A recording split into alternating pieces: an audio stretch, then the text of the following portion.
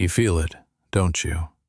That quiet ache of being surrounded by people and still feeling completely alone. Not because no one is there, but because no one really gets it, gets you. Most people will never understand this feeling, and if you've spent years wondering why conversations leave you more drained than fulfilled, why small talk feels like sandpaper against your skin, why you can be in a room full of laughter and still feel like you're watching it all through glass, then I want you to stay with me right now. Because what you're about to hear might be the first time someone has ever put into words something you've only felt in silence. If you've ever quietly wondered why you feel this way, why connection seems harder for you than it appears to be for everyone else, what if I told you this isn't a weakness? What if I told you it's something rare? Something that says far more about the depth of your mind than any social struggle ever could. Because the loneliness that highly intelligent people feel isn't random. It isn't just bad luck or poor social skills. It has a psychology to it, a real, researched, deeply human explanation. And once you understand it, I promise you, you will never see yourself the same way again. Let's talk about why. The first thing you need to understand is something psychologists call the burden of complexity. Highly intelligent people don't just think about things, they think about thinking about things. They see layers where others see surfaces. They notice the contradiction underneath the agreement, the sadness hiding inside the smile, the question buried at the heart of every simple answer. Research from the University of Minnesota found that people with higher cognitive complexity, meaning the ability to hold multiple perspectives simultaneously, often struggle to find others who match that level of engagement.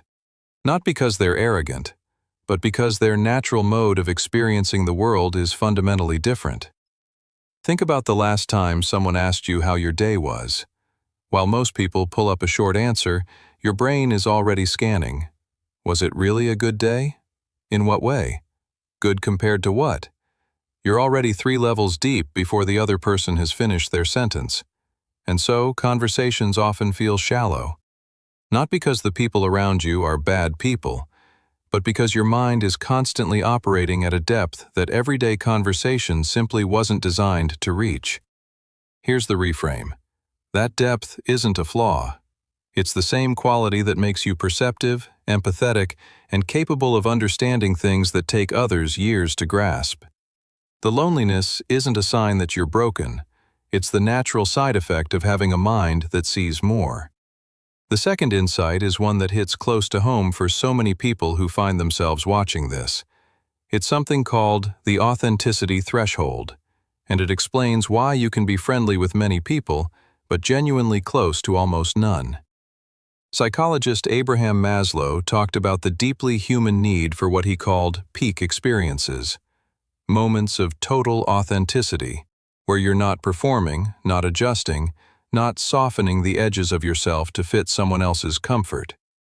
Most people can survive without these moments, but for a certain kind of person, the kind of person who thinks deeply and feels deeply, surface-level connection doesn't just feel unfulfilling, it feels like slow suffocation. You've probably spent years being liked, smiled at, invited to things, and still gone home feeling hollow. Because being liked isn't the same as being known, and being known, truly known, requires someone willing to sit in the uncomfortable, complicated, honest parts of a conversation with you. Someone who doesn't need you to make them feel lighter by making yourself smaller. And those people are rare. So here you are, surrounded by acquaintances, but starving for something real. That isn't you being too picky, that's you being honest about what actually nourishes you.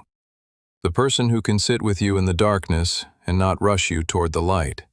The friend who doesn't just want the highlights. That's what you're looking for, and there is nothing wrong with that. The third insight might be the most quietly painful of all.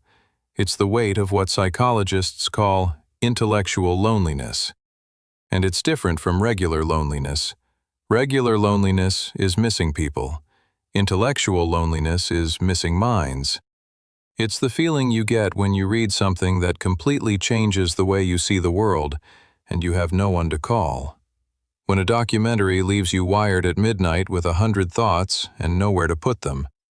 When you're in a conversation and you can feel yourself pulling back because you already know that what you really want to say would take too long to explain, or would make things weird, or would end with someone looking at you like you've said something from another planet.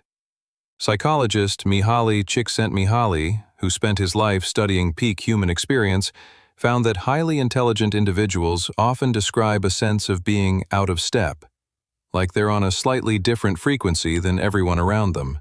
Not better, just different. And the tragedy isn't that they can't communicate, it's that they learn, over time, to stop trying. Maybe you've done this. Learned to keep the most interesting parts of yourself quiet. Learned to translate yourself down, to speak a simpler version of your thoughts because the full version takes too much explaining. And somewhere along the way, you started to wonder whether the full version of you was even welcome anywhere. It is. Let me be very clear about that. It is. The world needs the full version of you, unfiltered and unedited. But finding the spaces where that's safe, that takes time. And it takes courage to keep looking.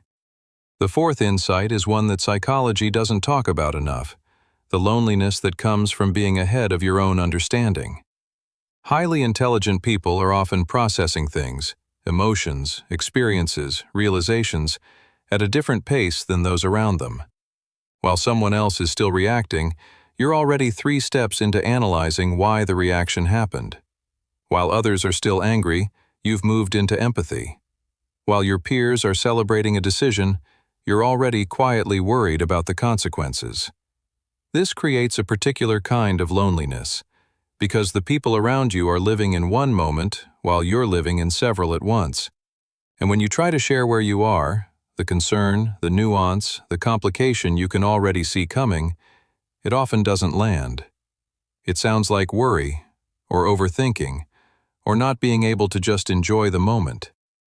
Psychologist Elaine Aron's research on what she called the highly sensitive person, a trait strongly associated with high intelligence, found that this kind of emotional and perceptual depth can make people feel chronically out of sync with their environment.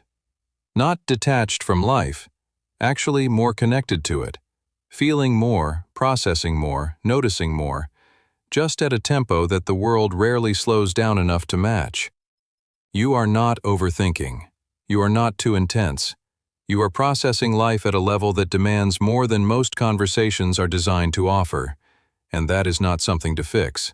That is something to honor. The fifth insight is perhaps the most important one for you to carry with you. It's about what happens when someone deeply intelligent learns, usually in childhood, that their mind makes other people uncomfortable. Maybe you said something too perceptive and the room went quiet. Maybe you asked the question no one else was asking and got a look that told you to stop. Maybe someone you loved told you that you were too much, too serious, too intense, too complicated. And slowly, carefully, you started building a version of yourself that was more manageable, more palatable, more easy. Psychologists call this the false self, a social performance designed to protect the real one. And for intelligent, sensitive people, the false self often becomes so practiced, so polished, that even they start to forget what's underneath it. Here is where I want to stop and say something directly to you. If you have spent years being less than you are in order to make others comfortable, if you have swallowed questions, dimmed ideas, laughed at things that didn't feel funny, and stayed quiet in moments when your whole mind was screaming, that is not a character flaw. That is a survival strategy. You learned it because at some point you needed it, but you don't need it forever. And now, the reframe I promised you. The loneliness you feel isn't proof that you don't belong. It's proof of exactly how much depth you carry. It's the natural result of a mind that refuses to be satisfied by the surface of things, a heart that can't be fooled into calling something connection when it isn't, a self that knows the difference between being seen and being looked at.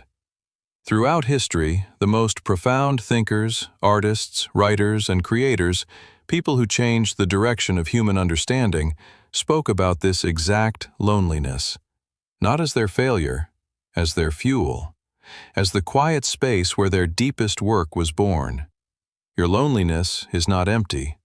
It is full of the questions you're still exploring, the thoughts you haven't found the right words for yet, the version of yourself you're still becoming.